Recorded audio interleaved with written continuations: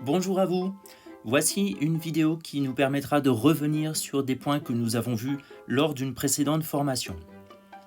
Aujourd'hui, je voulais revenir sur l'application Photo, qui est l'application avec la fleur dont les pétales sont de toutes les couleurs.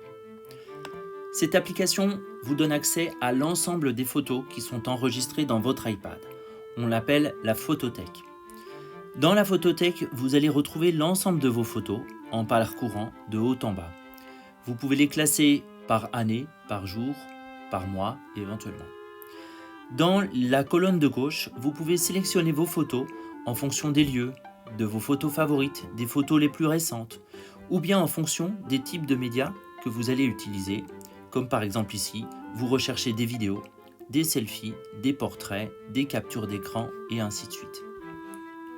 Vous pourrez organiser vos photos en les regroupant dans des albums.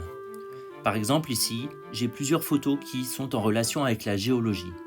Pour cela, allez sur le bouton Sélectionner en haut à droite, sélectionnez vos photos individuellement en cliquant sur chacune d'entre elles ou en faisant glisser votre doigt, puis appuyez sur l'icône de partage qui est en bas à gauche et ajoutez à un album.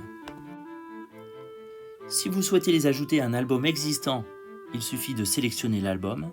Si vous voulez créer un nouvel album, allez sur Nouvel album. Donnez un titre, enregistrez, et vos photos sont maintenant dans un nouvel album. Vous retrouvez l'album tout en bas de la colonne de gauche en cliquant dessus. Vos photos apparaissent. Pour annoter une photo, vous avez des outils d'annotation. Sélectionnez par exemple une photo, appuyez dessus pour l'agrandir, appuyez ensuite en haut à droite sur Modifier. L'outil de recadrage vous permet de rogner les bords et de la redimensionner. Cet outil en haut à droite vous permet d'annoter la photo.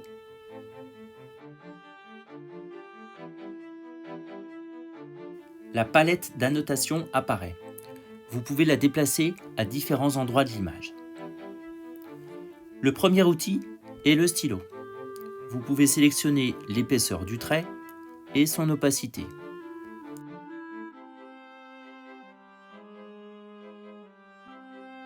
Vous avez le surligneur juste à côté, le crayon de couleur, la gomme qui permet d'effacer les traits de construction et une règle qui permet de tracer des traits droits.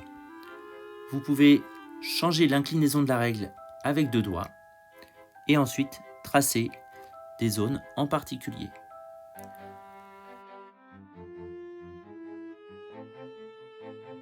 L'outil plus sur le bord à droite de la palette vous permet d'ajouter différents éléments avec notamment du texte, des figures et des flèches. Voici un exemple avec le texte que vous pouvez déplacer. Pour saisir votre texte, double-cliquez sur la zone de texte. Le clavier apparaît. Validez en appuyant en dehors de la zone de texte. Pour changer la couleur du texte, sélectionnez le texte, puis sélectionnez la couleur en bas dans la palette d'outils. Une fois terminé, appuyez sur OK en haut à droite, puis à nouveau OK. Pour annuler vos modifications et revenir à la photo originale, appuyez à nouveau sur Modifier, puis Revenir et revenir à l'original. Les annotations seront toutes effacées.